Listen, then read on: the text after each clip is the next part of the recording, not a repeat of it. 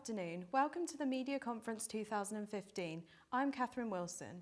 Today we are looking at the safety and protection of journalists. Media regulation is not about controlling the press. The safety of journalists when reporting is part of how the press can be regulated. But how can a journalist's safety be ensured when they are reporting in dangerous areas all over the world to provide news that the people have a right to know?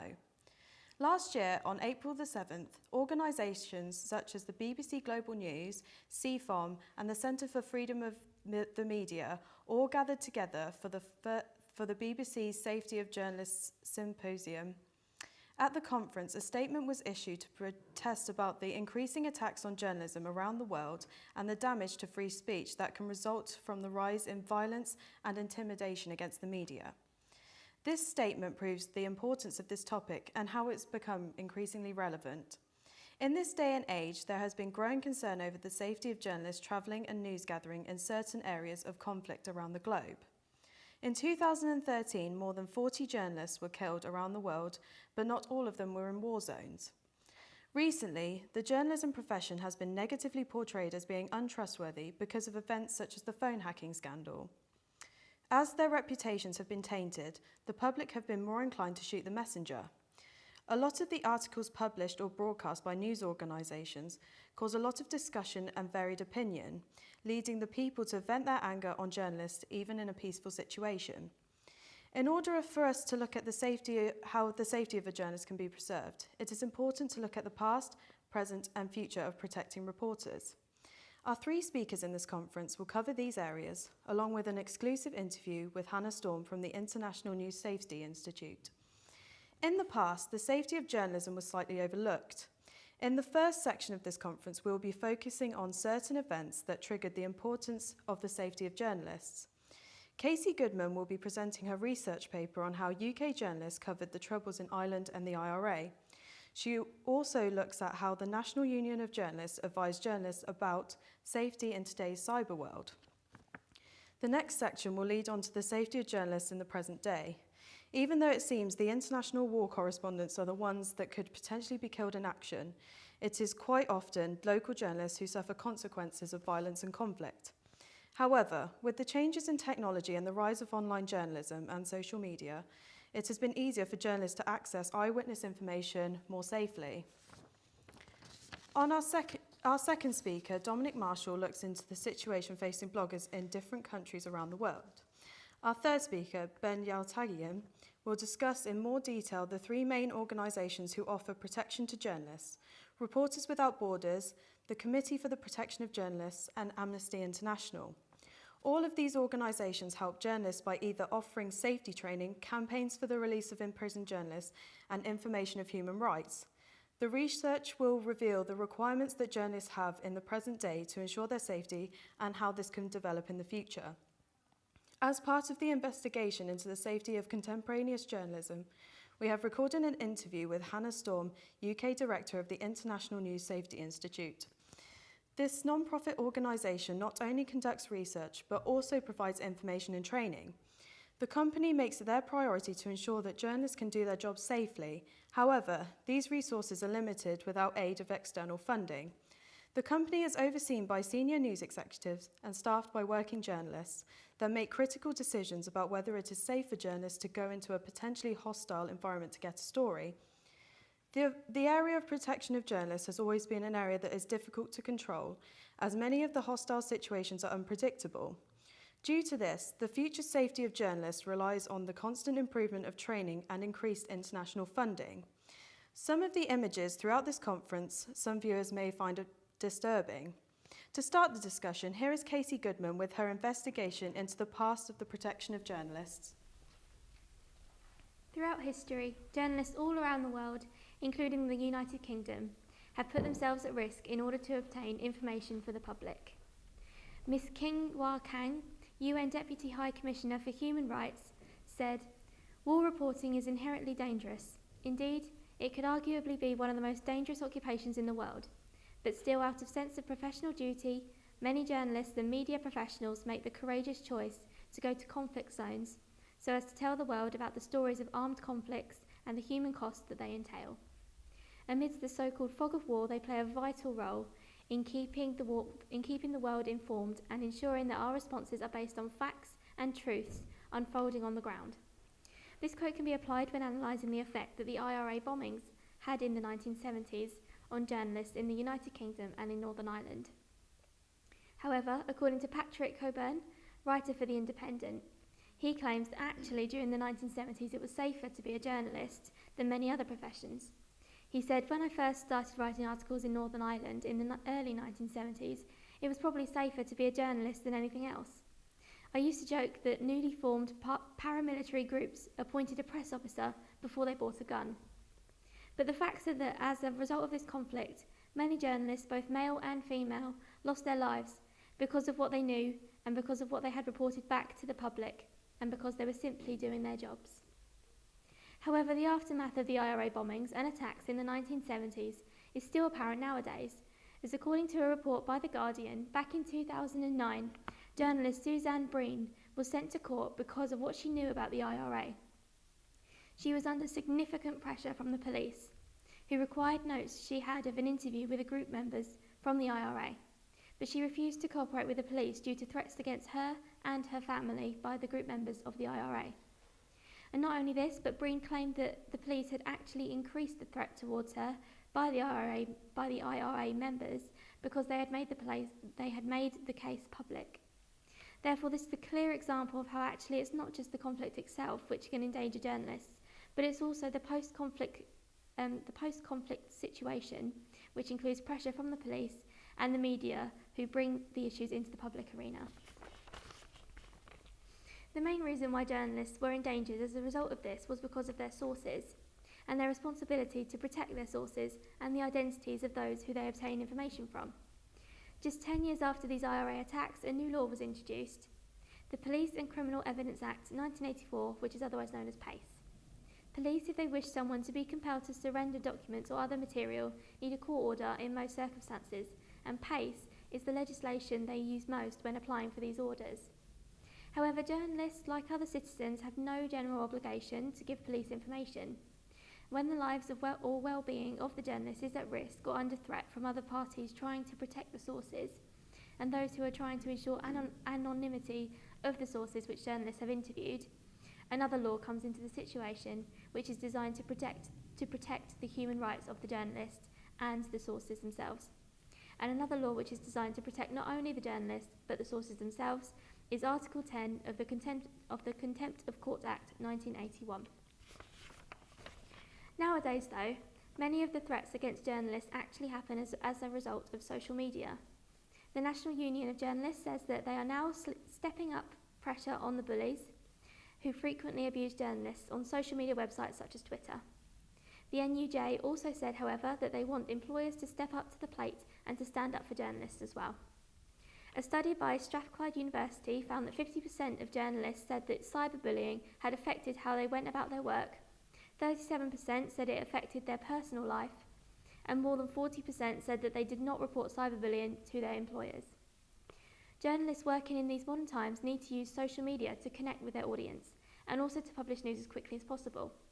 But as online bullies target journalists, this could lead to not only journalists being put off their jobs, but it could also make them more aware of what they're writing, which could lead to unnecessary self-censoring issues, which in turn could lead to freedom of expression issues as well. However, training for journalists working with social media is available from the Global Journalist Security Organisation, and this could be the way forward for journalists in the digital age and in the future. Thank you, Casey. Now we go over to Dominic Marshall, who will talk about the changes in technology and how they have influenced online journalism and the safety of bloggers. Improved journalism safety is an important area in journalism, but it is also an area that is difficult to control. Journalism safety is also expensive, and only the larger editorial outlets can afford it. Press Uncompt is a recent campaign by the CPJ, also known as Committee to Protect Journalism. They aim to raise awareness about imprisoned journalism and also for the release for those who have covered or commented on issues of public interest. In December 2014, the CPJ did a prison census and discovered that at least 221 journalists were jailed around the world. However, out of the 222 journalists, 50% of them worked online. This has raised the question are bloggers really safer than other journalists? Iranian blogger Sattar Beheshti died from abuse suffered in Evin prison.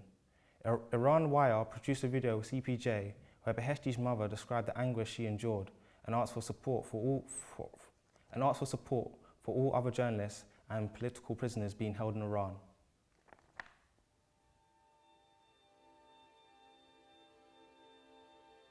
A month before Iran's presidential elections, one mother wants to know why her son was killed for speaking out. یک مادری داغ دیده هستم، رنج کشیده هستم، پرستارم بود، همه کسم بود، نون آورم بود، بیگناه کشتنش. Gohar's son, Sattar Beheshti, was a labourer from a small city just south of Tehran. In October 2011, he started writing a personal blog on human rights in Iran. A year later, he was dead. The police took Sattar in for questioning on October the 30th, 2012. The following week, a prison official rang his family and told them, buy a grave and collect his body. How Sattar died is still a mystery.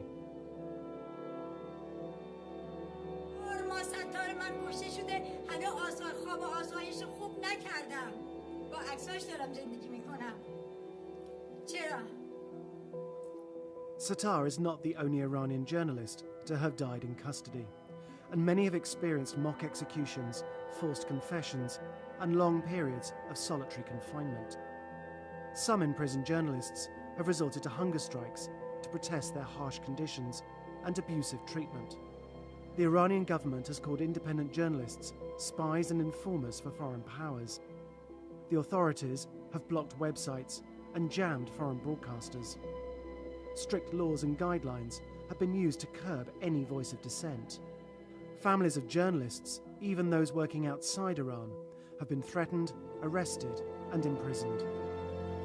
At least 68 Iranian journalists fled into exile between 2007 and 2012 because of harassment and the threat of imprisonment. CPJ's annual census has documented a dramatic rise in the number of imprisoned Iranian journalists over recent years. In the early 2000s, the annual total of imprisoned journalists was in single figures. Once Ahmadinejad became president in 2005, the numbers leapt, doubling after the disputed 2009 elections. But these shocking figures don't tell the full story. Huge numbers of columnists, bloggers, and editors have been charged with crimes that seem outlandish, absurd, and Orwellian. Of the 40 currently imprisoned journalists, 18 face charges of spreading propaganda against the state, 8 for acting against national security, 3 for insulting the supreme leader, 1 for insulting the president, 1 for espionage in connection with Israel, and 1 for waging war against God. At least 8 of the jailed journalists have not even been informed of the charges against them. Around 2/3 of imprisoned Iranian journalists are being held in Evin prison, famous for rape, torture, and executions. Following recent complaints, members of the Iranian parliament toured the site and concluded that the conditions were so good, they nicknamed it Hotel Evin. Sattar Beheshti spent at least one night in Evin before his death. A list of the most dangerous countries for bloggers has been created by the CPJ. The criteria was: does the country jail bloggers? Does the government restrict connectivity of the internet? Are the bloggers required to register with the government or give a name and address before blogging? Does the country have regulations, laws, or filtering technology that can be used to censor bloggers? Do bloggers face harassment, cyber attacks, threats, or other reprisals? Do bloggers self-censor to protect themselves? First on the list is Burma. Burma heavily censors print and broadcast media. It's also extensive restrictions on blogging and other internet activity. Private internet penetration is very small, only 1%, so most citizens access the internet in cyber cafes. Authorities heavily regulate those cafes and enforce censorship rules. In 2011, the government once shut down internet completely. Burma also has the capability to monitor email and other communication methods to block users from viewing websites from political opposition groups. A popular blogger known as Zangana is serving a 59-year prison term for spreading video footage of Cyclone Nargis in 2008. Second on the list is Iran. Authorities in Iran regularly detain and harass bloggers who write critically about religious or political figures, the Islam Revolution and its symbols. The government requires all bloggers to register websites with the Ministry of Art and Culture. Legislation has made the creation of blogs promoting corruption, prostitution and autopsy punishable by death. The list also features Syria, who in 2008 had the Ministry of Communications order internet cafe owners to get identification from all users to record names and other times of use and submit the documentation regularly to authorities. Cuba, Saudi Arabia, Vietnam, Tunisia, Turkmenistan and Egypt are also on the list, as well as China, who have nearly 300 million people online. Despite having the most online users in the world, the Chinese authorities also maintain the world's most comprehensive online censorship program. The government relies on service providers to filter searches, block critical websites, and monitor email traffic. Because of China's traditional press is tightly controlled, bloggers often break news and provide commentary. For example, blogs played a prominent role in spreading the news and information about the Sichuan earthquake. But bloggers who go too far in promoting unpopular news or reporting sensitive information can find themselves in jail. At least 24 online writers are now in prison. Thank you, Dominic. Here is Ben Yazhagian to talk about how the safety of the press has been handled since the 1990s. Journalism is not a safe profession. All journalists can be endangered, no matter what medium they work in. Whilst it might seem that the journalists who are in danger are the international war correspondents, it is quite often local journalists who are reporting on matters on their own streets who are in danger. Moreover, journalists who work in large news outlets are as susceptible to danger as small-time bloggers. There are three main organizations which deal with the safety of journalists. They are Reporters Without Borders Sans Frontières, which is a Paris-based non-profit, non-governmental organization that was established in 1985 by Robert Maynard. The organization is currently under the control of Director General Christophe Delory, who has been in this position of authority since July of 2012. Reporters Without Borders' core objectives are to compile an annual list of the worst offenders of violence against journalists, something for which they offer safety training for. Secondly is the Committee for the Protection of Journalists, which is also an independent, non-profit and non-governmental organization that was established in 1981 and currently headquartered in Washington. The Committee for the Protection of Journalists, CPJ, actively campaigns for the release of imprisoned and captured journalists. Finally is Amnesty International, the world's largest human rights organization. The safety of journalists is not a new issue. Journalists have been in danger since the profession began, particularly in censored or undemocratic countries such as the Islamic Republic of Iran, the Russian Federation, the People's Republic of China, and the Democratic People's Republic of North Korea. However, the face of these safety issues has evolved, and new challenges have presented themselves, especially since 1990, with all the technological developments that have occurred. The press in conflict zones wear bulletproof vests with press emblazoned on them so that they cannot be mistaken for soldiers, but since 1992, 1,000 journalists have been killed because of their work. Reporters Without Borders has indicated that since 1990, Russia and Algeria and post-invasion Iraq have been the deadliest countries for journalists to work in because of war and political upheaval in each country. In the new millennium, the safety of the press became a more urgent issue, and in 2012, the United Nations Chief Executives Board officially endorsed the United Nations Plan of Action of Journalist Safety and the issue of impunity. This plan seeks to create a free and safe environment for journalists in both conflict and non-conflict situations alike. It is hoped that it will improve the conditions for peace, democracy, and development worldwide. This plan is useful for securing the It will be particularly useful in countries like China, where censorship is rife and where media freedom does not exist.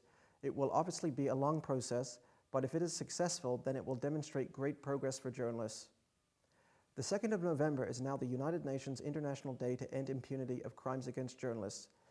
This is important because it recognizes that crimes against journalists often go unpunished.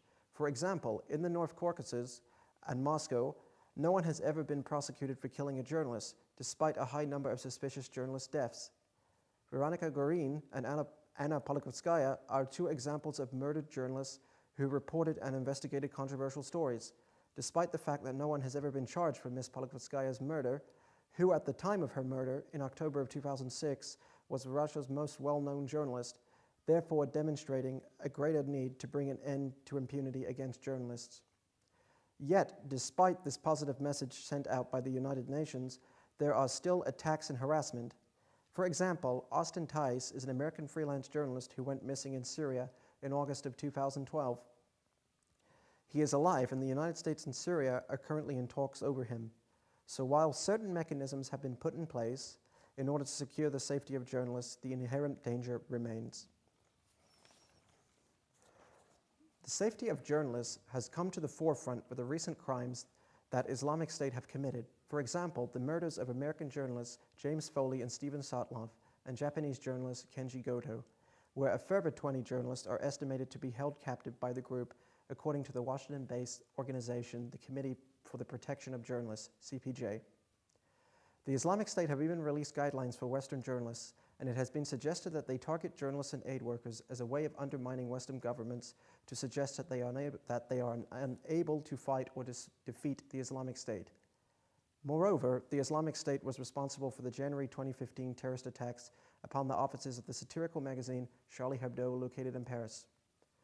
This has not only led to fears over the physical safety of journalists, most obviously, but also the profession of journalism and the culture of self-censorship that is beginning to creep in with the fear that these attacks on personal safety instill. So the safety of journalists has a multitude of consequences. There are an abundance of future safety issues facing the journalism profession because of the changing face of the profession. Firstly, the impunity issue continues to stretch into the future. Ideally, one day all journalism-related deaths will be accounted for and prosecuted whereas necessary. Secondly, a merging may help to secure the safety of journalists. For example, the use of drones in war zones or other dangerous areas. They could protect individuals and give the audience a wider perspective of the situation being reported on. Yet, they could also present a wider perspective of the situation. Yet they could also present a wider variety of problems ethically, specifically regarding privacy. However, their potential to keep journalists safe is important, and as technology becomes a more recognized form of journalism, then the ethical issues will be resolved as boundaries evolve and develop. So hopefully in the future, journalists will be in safer zones of danger than they are now. Thirdly, with the increase in online journalism and web access across the globe, as well as the use of mobile phones and other portable technology, there is a greater safety risk posed to journalists by way of hacking and discovering their personal information, and thus facing harassment or worse. Fourthly, as the importance and awareness of the safety of journalists rises, greater safety training is being given to journalists in order to ensure that they are adequately prepared should an accident occur. The training ranges from basic medical practices in prolonging a life to far more advanced techniques that are used in war zones. Finally, there are an increasing number of freelance and citizen journalists in this world, in part due to newsroom cutbacks and also because of the increase in availability of digital technology. This poses future safety issues because they can often be underprepared due to a lack of training in comparison to those working for large multimedia conglomerates. They must prepare by themselves as well as take care of equipment and insurance for their families, which greatly helps in establishing rules which help the freelance and citizen journalists in this world is important for the future. Thank you, Ben. Our correspondent Callie Sullivan interviewed Hannah Storm, the UK director of INSEE, to find out why safety training is essential for journalists. Because I think why it's imperative, and at every stage of someone's career, it's not enough to just say, oh, it's okay, I've done safety training once, because things change and things develop. And just because you spent 30 years as a journalist doesn't necessarily mean that you know everything there is to know about everywhere and every scenario. So one of the key reasons why it's important is that it allows you, well, both the safety training and the first aid training that I'll come on to in a moment, but it allows you to understand the risks you face, and it allows you to understand how best to mitigate those risks while you're still in an environment that is relatively safe and protected. So you can think about them and you can allow yourself to kind of develop, let's say, that muscle memory. So, you train your mind and train your body to be in the best position it can to react to something if, and it's not always that it does happen, but if and when it does happen. And then from the first aid perspective, first aid skills are vitally important, and a lot of the journalists who are killed around the world, die or are very, very badly injured, principally because they don't get the right first aid within that kind of golden period of time. Yeah, you can't. It would be naive to stay the same. You can't stay the same. So, as an example of a few things, perhaps the spotlight has been much more on the safety of women journalists since the incident of where Lara Logan was assaulted in Tahrir Square at the start of the Egyptian Revolution. Yeah. And it became much more the case that people wanted to talk about it and needed to talk about it, and some focus needed to develop in terms of what was the best training for women journalists, if indeed they wanted that. So that was one element of how it's kind of developed. In every single instance we provide training, we customise that training to the needs of the people who are there. So it's always changing and developing. But there are also other subjects that are coming in much more now. So for instance, there's always an element of digital safety in there. I mean, digital safety has become a very kind of hot topic, I suppose. Yeah. It's not always the way digital safety is regarded is not, people often don't realise that you need your fundamentals in place before you start thinking about digital safety sometimes. So we're kind of quite keen to highlight that. And then a few other things that have come in. So for instance, developing processes like where we can provide trainings to help people manage crises, help people stay safe in demonstrations, of which obviously it's not necessarily that there have been more demonstrations in the past few years. Yeah. It's just that the demonstrations that have been on the news are potentially ones where journalists have been more at risk, and the demands of the 24-hour news cycle means that there's more pressure on journalists to provide more news, more footage, and therefore we can help them stay safe and figure out where to report from and what they need to get from the crowd, then that's helpful as well. Are more journalists taking advantage of the training over the last few years? Is it increasing? Does it decrease? Well, there's two things I think to clarify. We don't generally do training in the UK. Yeah. So we don't generally. So it's generally the training that we do is overseas for journalists who don't have the benefit of major news organisations like the BBC backing them. So we need to, I think, if we had the funds to provide the training, and we receive funds from a series of different places, but if we had the funds to do the training, we'd be doing it all the time. So yeah, they certainly would be taking advantage of it. But it's a question of, needing to go and find funds from donors, whether they be bodies like the UN or other organisations to do that training. Where we occasionally provide training, say for instance in the UK, and we've done a bit in partnership with the Frontline Club, people are very, very keen to take part and do it. Are there certain countries that seem to are worse than others? Over the past, I don't know if you've had the chance to look very quickly at this report that we brought out last week. Yeah. Basically brought out a report called Under Threat, and it details the countries that have been the worst over the past 10 years. There are serial offenders in there. There are countries that have been really bad all the time. Yeah. And there are countries that have kind of been bad and then less bad.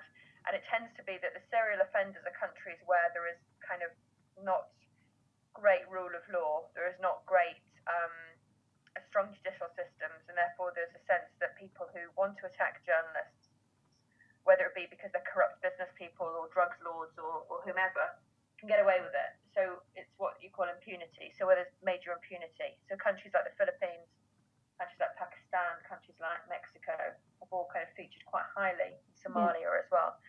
In addition to that, the countries that kind of, they don't ebb and flow, but the kind of countries that go up and become very dangerous and then go back again are the countries where the major conflicts have taken place. But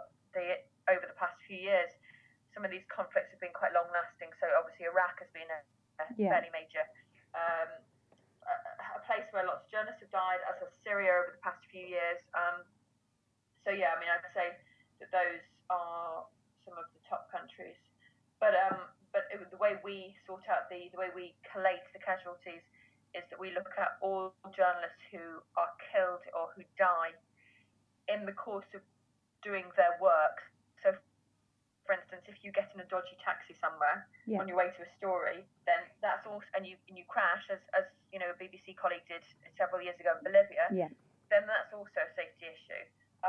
So I'd kind of, you know, I bear that in mind as well. And sorry, not only journalists do we collate the casualties for, all media workers. So if you are kidnapped with your fixer, with your translator, with your driver, and they, because they're local journalists, local workers are killed, then we add those to the list as well. But we do differentiate between journalists and news media workers in the kind of lists.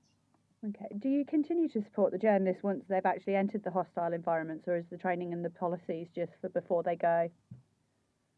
So the policies, it's not up to us to provide the policies, it's up to us to give the advice, because from an insurance and legal perspective, you know, each organisation has its own policies, and journalists, so freelance journalists themselves, need to be aware of what is in place to support them, and if it's not in place to support them, they need to ask a lot of questions. So we advise, we don't give out policies. We will do the training generally in advance.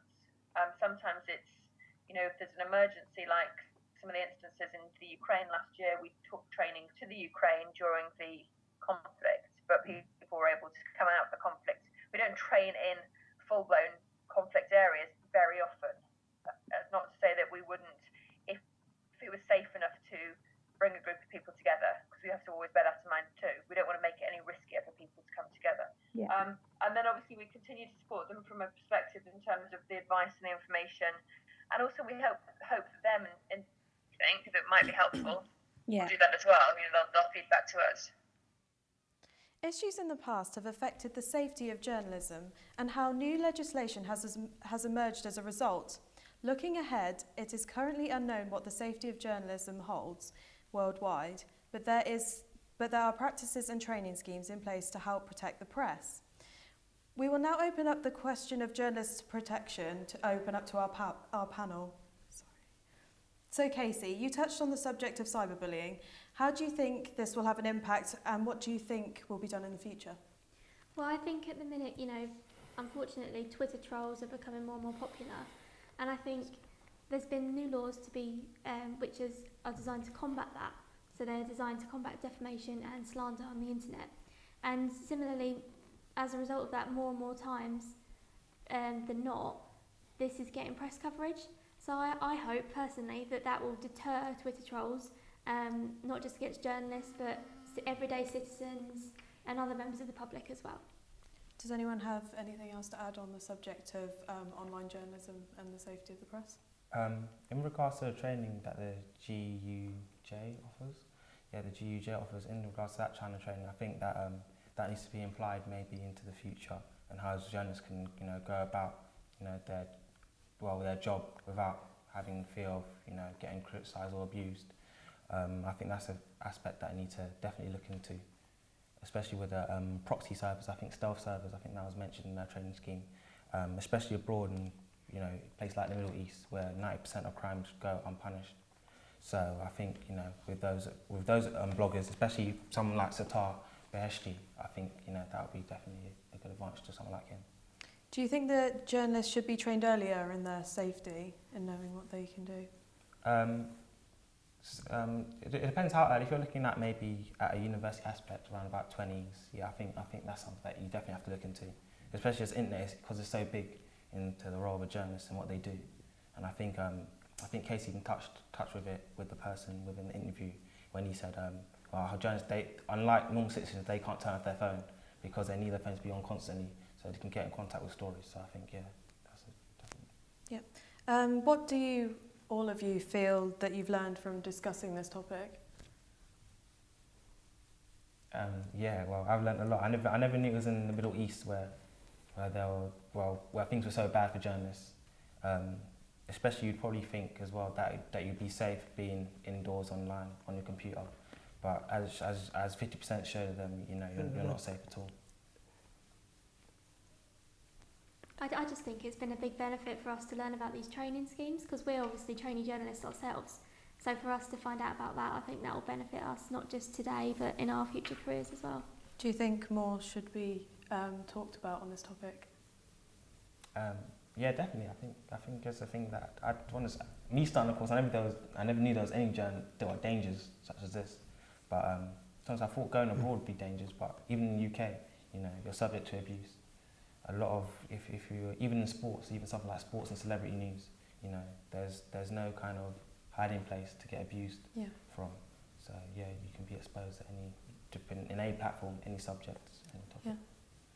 Well, thank you to Casey, Dom and Ben for contributing your papers, and also to Hannah Storm for taking part in the conference. Thank you for watching the Media Conference 2015. Goodbye for now.